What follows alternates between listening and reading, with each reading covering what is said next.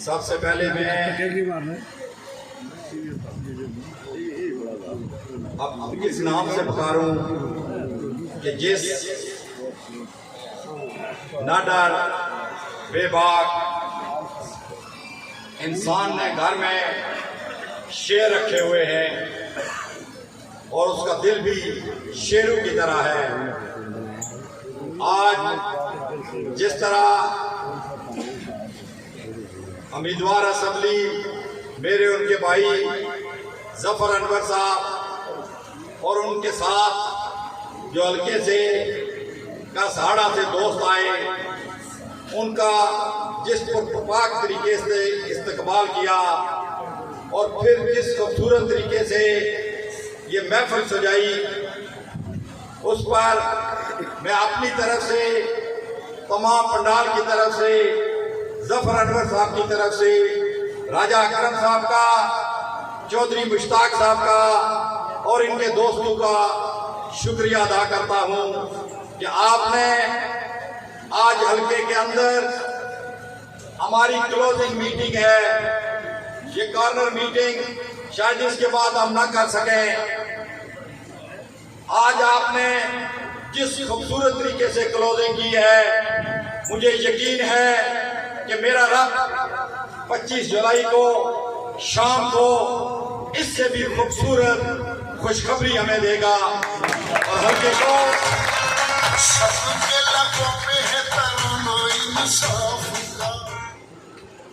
आज मैं जज्बाती तकरीर की बजाय मसूद साहब ने भी यहाँ पर जवाब शिकवा का एक शेर पढ़ के चले गए, ओवरसीज की बात की, तो मैं भी आज एकेडमिक गुफ्तगू करना चाहता हूँ और जफर साहब के सामने रखना चाहता हूँ। जफर साहब मीरपुर डिवीजन जिसको कहते हैं, इसका पिछले 100 साल से और बिलखसूस 60 साल से कोई ऐसा चूल्हा नहीं जलता, कोई ऐसा तंदूर नहीं जलता जिसमें ओवरसीज कश्मीरीज के खून ना हो। ओवरसीज कश्मीरी का पसीना ना हो। ओवरसीज कश्मीरी जो अपने अरमानों पर पत्थर बांधकर, अपने पेट पर पत्थर बांधकर, अपने बीवी बच्चों को भूखा रखे, उनके अरमानों को एक साइड पे रखकर वहां से दियारे गैर में पैसा कमा के अपने रिश्तेदारों को, अपने वालिदैन को, अपने भाइयों को, अपनी बहनों को कमा कर बेचता है। और वो जो पैसा बेचता है उससे हमें खुशहाली भी मिली है, हमने तालीम भी हासिल की है, हमने वेलफेयर भी किया है, मगर सितम ये हुआ जिसका पिछली पूरी कैंपेन में रोना रो रहा हूं कि आपको ये पैसा मिलने के बावजूद आपको इदराक नहीं हुआ कि आप जब वोट देते हैं तो वोट किसको दे देते हैं जो 5 सालों में आपके साथ क्या सलूक करता है। इसकी मिसाल मैं लंबी नहीं देना चाहता, मेरा तजर्बा कहता है, रोजमर्रा के मामला देखता हूं कि मेरा भाई किसी और का नहीं, इंग्लैंड में बैठा हुआ, अपने बच्चों की परवाह नहीं की, अपनी बीवी की परवाह नहीं की, अपनी परवाह नहीं की, अपने कपड़ों की परवाह नहीं की, मगर उसने उधर दिहाड़ी लगाई और बॉन्ड की शक्ल में मुझे भेजा कि मेरा भाई वहां पर तालीम हासिल करेगा, मेरा भाई ऊपर जाएगा। मैंने क्या किया? यही से लीडरशिप शुरू होती है, यही मेरा रोना शुरू होता है। यही मंगला रेजिंग प्रोजेक्ट का पिवट पॉइंट मेरा ये था कि Mangla dam raising project basically Mirpur को जिंदा दरदोर करेगा, 12 लाख कश्मीरी को डिस्कनेक्ट करेगा और आने वाली नस्लें 50 साल बाद इस इलाके के अंदर नहीं आएंगी। इसलिए ये मेरे वालिदैन ने, मेरे भाइयों ने मरे तो वो इंग्लैंड में, मगर वसीयत की, नसीहत की बच्चों को, ये हमने पैसे रख दिए और हमें जाके अपने गांव बोट में दफनाना ताकि वतन के साथ राब्ता ना टूट सके। मैं रेड इंडियंस को जानता हूं जो साउथ अफ्रीका में जाकर आबाद हुए और उनकी डिस्कनेक्शन हुई अपने वतन के साथ, और इसके बाद वो रेड इंडियंस तो कहलाते रहे मगर इंडियंस नहीं कहलाते रहे। जबकि कश्मीरियों की 1894 में पहली कब्र बर्मी गांव में बनी।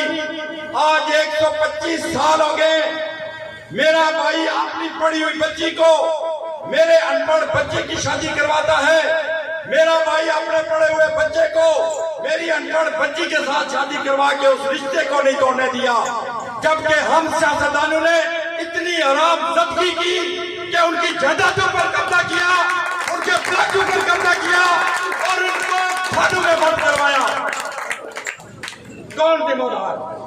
जफर साहब, मैं और आप इसलिए नहीं कि आप 7 साल पे आए यहाँ पे, हम अरसा रात से कोरोना रो रहे हैं। इसका जिम्मेदार हालात कश्मीर के सियासतदान। आपको फिक्र बताऊं जफर साहब, इकबाल साहब आप हैरान हो जाएंगे। मैं करेंसी का काम करता हूं, पर डे से मीरपुर के अंदर 5 करोड़ रुपए की करेंसी चेंज होती है। अगर उसको 30 दिन से जरूरत दिया जाए तो ये 3 अरब रुपए बनती है पर मंथ। अगर 12 महीनों से मैं जरूरत दूं 36 अरब रुपए ओवरसीज कश्मीरी सिर्फ मीरपुर में भेजते हैं। और वो पैसे जाते किधर हैं? आपकी इस इकोनॉमी को एक्सेलरेट कर रहे हैं। यहां पर वो बड़े बड़े मॉल बना रहे हैं, बड़े बड़े घर बना रहे हैं, रहने वाला कोई नहीं। मैं उनको दाद देता हूं कि वो अपना पैसा खर्च करके जो घर बनाते हैं, वो बर्तानिया में जो औलादें ऊपर बढ़ रही हैं, जिनकी उम्रें ऊपर आ रही हैं, जो जवान हो रहे हैं, वो शायद इस वजह से अपने घर आए कि मेरे बाप का ये घर था, मेरे बाप का ये घर था। 2 मिनट मुझे थोड़ा सा वो सीक्वेंस टूट जाएगा। मैं जहां बात तोड़ना चाहता हूं उस पे आना चाहता हूं। वो वहां से पैसे कमाकर 52 एक घर जो बनता है, मेरी रिसर्च के मुताबिक और तहकीक जो ही है, 52 फैक्ट्रियां चलती हैं घर बनाने में। वो 52 फैक्ट्रियां किसकी चली? पाकिस्तान में। पाकिस्तानी इंडस्ट्री को बूस्ट दिया कश्मीरियों ने। मेरी अपनी जो तहकीक है अब थोड़ी सी कम हुई है, more than 50% foreign exchange Kashmiri भेजते हैं और पाकिस्तान को स्ट्रेंथन करते हैं। इस वक्त 3 खरब रुपया आजाद कश्मीर के मुख्तलिफ पाकिस्तान की ब्रांचेस और पोस्ट ऑफिस में पड़ा है। उसका CSR होता है 12.5% उस कम्युनिटी में खर्च करना पड़ता है। जो हमारी लीडरशिप है उसको पता ही नहीं है। मैं बजट में बैठा, बजट कमेटी में CSR की बात की, कहते हैं इसकी एब्रीविएशन कर रही है क्या? ये हमारा अलमिया है। अब इस अलमिये पे एक बाबा जो ETC पढ़ता है, एक्स्ट्रा वगैरह को ETC जब हम लिखते हैं तो ETC लिख देते हैं, मगर वो एक्स्ट्रा उसका इंग्लिश है और उसका मतलब है अपनी जुबान में वगैरह वगैरह। यहाँ का साबिक वजीर आजम लाहौर में जाता है, उसे ख्वाहिश पैदा होती है कि मैं वापदा और लाहौर के बिजनेसमैन से खिताब करूं और इंग्लिश में करूं। एक ब्यूरोक्रेट को कहते हैं कि आप तकरीर लिखें, वो तकरीर लिखते हैं, एक जगह पे जाके ETC लिख देते हैं। अब उनको नहीं पता ETC क्या है। पढ़ते गए जब ETC पे गए तो एक्स्ट्रा पढ़ने के बजाय उन्होंने ETC पढ़ दिया। अब उनका नाम पड़ गया ये ETC वजीर आजम। और बोले हल्का नंबर 2 के लगो, जिसका बाप ETC पढ़ता है, आज 45 साल के बाद वो अपना बेटा दे रहा है, वो आपके साथ क्या आचरण करेगा? मैं बता रहा था, इकबाल साहब यहां पर बैठे हैं, CSR की बात कर रहा था। तो मेरे दोस्तों, ओवरसीज कश्मीरीज ने जितना हमें पैसा कमा के दिया है और उनके साथ जो हमने हशर किया है, बैसियत फैमिली में कह रहा हूं, आपको नहीं कह रहा। मैंने अपने भाई को लूटने की कोशिश की है, मैंने अपने भाई के मकान पे कब्जा करने की कोशिश की है, मैंने उसमें थानों में जाकर पर्चे करवाए हैं ताकि ये भाग जाए और वापस ना आए।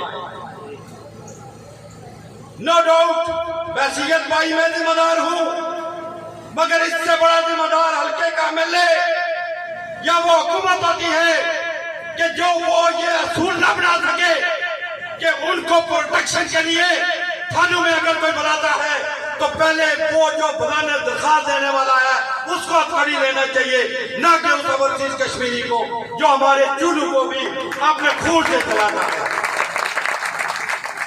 हम लेजिस्लेशन नहीं कर सके। जफर साहब, हम रोते आए, देखते आए पूरे हल्के के अंदर अनएम्प्लॉयमेंट है। मेरा मानना यह है ट्रस्ट डेफिसिट, मैंने इसलिए कह दिया था जरा एकेडमिक गुफ्तगू करूंगा। ट्रस्ट डेफिसिट, इत्मीनान का फुकदान हमारे दरमियान और ओवरसीज कश्मीरी के दरमियान।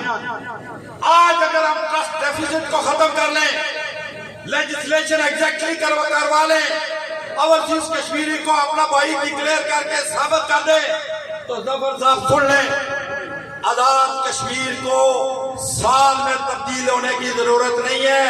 ये ओवरसीज कश्मीरी 6 महीने में तब्दील करके रख दे।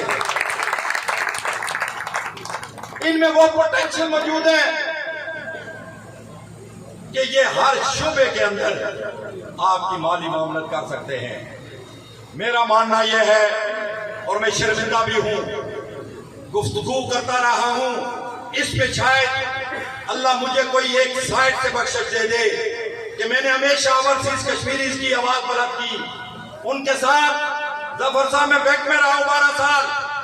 बैंक में ओवरसीज कश्मीरी जाता है, वो समझता है कि मैं थाने में जा रहा हूं, पैसे अपने लेने जा रहा है, और आदत उसके साथ ये होती है कि मैं थाने जा रहा हूं, पता नहीं बैंक वाला पैसे देगा भी कि नहीं। सेविंग अकाउंट के साथ हमने जुल्म किया, हमने ओवरसीज कश्मीरी के जॉइंट अकाउंट के साथ जुल्म किया। अब हमारा ओवरसीज कश्मीरी जब यहाँ पर उसकी किसी एक की डेथ हो जाती है, या बाप या बेटे की, तो आप यकीन करेंगे मैं 5 साल मुस्लिम लीग नून में पीटता रहा कि वहां से पावर ऑफ अटॉर्नी आती है और मुझे वजारत खारजा इस्लामाबाद जाकर स्टेप लगवानी पड़ती है। एक दिन भी जाया हुआ, पैसे भी जाया हुए, पैसे लेने मैंने, फिर आकर मैंने जुडिशरी से स्टेप करवाई, फिर जाकर मैंने इंतजामिया से स्टेप करवाई, फिर जाकर बैंक को दिया, बैंक ने फिर वो केस अपने लॉ ऑफिसर के पास भेजा। इस तरह मायने लग जाते हैं। और इस वक्त मेरा मानना यह है कि डॉर्मेंट अकाउंट के जो अकाउंट बंद हो गए 1 साल के अंदर, वो अरबों नहीं, 1 खरब से ज्यादा कराची के अंदर हमारे पैसे पड़े हुए हैं। अगर वो पैसे सिर्फ हम वापस ले आए जिस अकाउंट होल्डर के हैं, अगर 1 खरब रुपया है, अगर हम हाइड्रल पावर में लगा दें 332 मेगावाट, सिर्फ आजाद कश्मीर को बिजली चाहिए, उससे हम पैदा कर लें और उसका प्रॉफिट कुछ कश्मीरी को दे दें, मैं देखता हूं कि वो कश्मीरी और पैसा आपको किस तरह दे।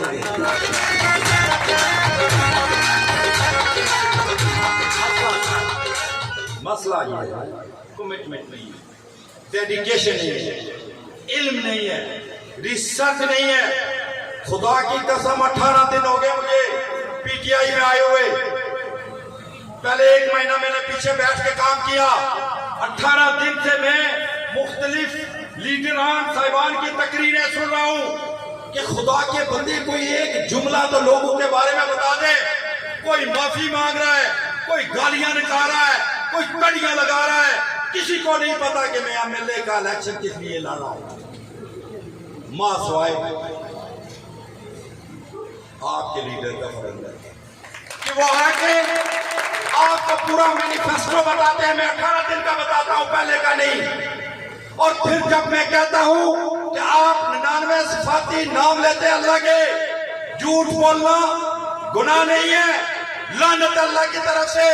तो जफर साहब यहां पर खड़े होकर इन लोगों के साथ झूठ मत बोलना, ताकि 5 साल बाद हम फिर आए और लोग हमें झूठा कहें। मैं तो यकीन से कहता हूं कि अगर हम ना कर सका मैं इनके साथ काम वैसे सफाई मैं आपको मुंह दिखाने के काबिल नहीं होगा और मैं आपके सामने नहीं आऊंगा।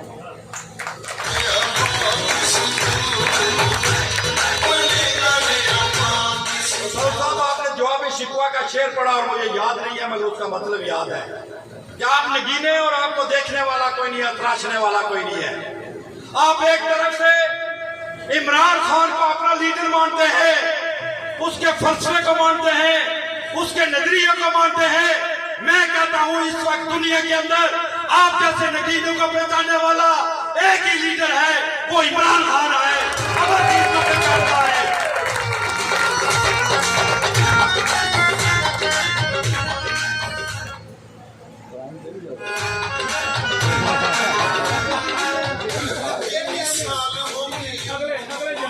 टाइम को मद्देनजर रखते हुए अभी और जलसा नहीं होगा, आखिरी भाई आपको यकीन दिलाते हैं हम, ये जो पूरी टीम बैठी है जफर साहब के साथ, ये ना इनके घर से खाती है ना इनसे कुछ लेती है। इनके साथ आप सारे लोग इस बना पर आए हैं कि हम तब्दीली देंगे और इस बुनियाद पर आए हैं कि वोट डालने के बाद अगर जफर अनवर काम नहीं करेगा तो हम ये नहीं कहेंगे हमारा लीडर है ये ऐसा है तैसा है, बल्कि हम अपना हाथ उठाकर इसके गिरफ्तार में डालकर चौक में लेके आएंगे। आखिरी बात पर खत्म करता हूं। चौधरी अब्दुल मजीद साहब, आपको अल्लाह ताला से दे, अल्लाह ताला आपको जिंदगी दे। आपका वक्त ये था कि आप तस्बीह हाथ में पकड़ते, मस्जिद में बैठते, अल्लाह अल्लाह करते, और आपने बैसियत इंसान बशरी तकादे के मुताबिक हर इंसान से कुछ ना कुछ गलतियां होती हैं, आप वो गुनाह माफ करवा रहे होते हो। मगर सितम देखिए, अलम देखिए, अल्लाह की पकड़ देखिए कि जिस इंसान को मस्जिद में बैठना चाहिए था उसके बेटू को सफेद कपड़े पहनाकर तस्वीर देकर बाबा को अपने घर मसल्ले में बैठाना चाहिए था। वो इतने नालायक बेटे हैं कि वो चेयर लिफ्ट में बैठाकर अपने बाबा को भीख मांगने के लिए पूरे हल्के के अंदर टिकट लगवा।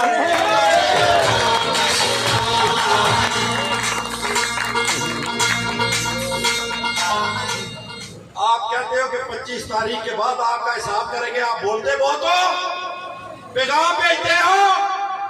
मैं आपको बताता हूं और इसी पर इख्तिताम करूंगा।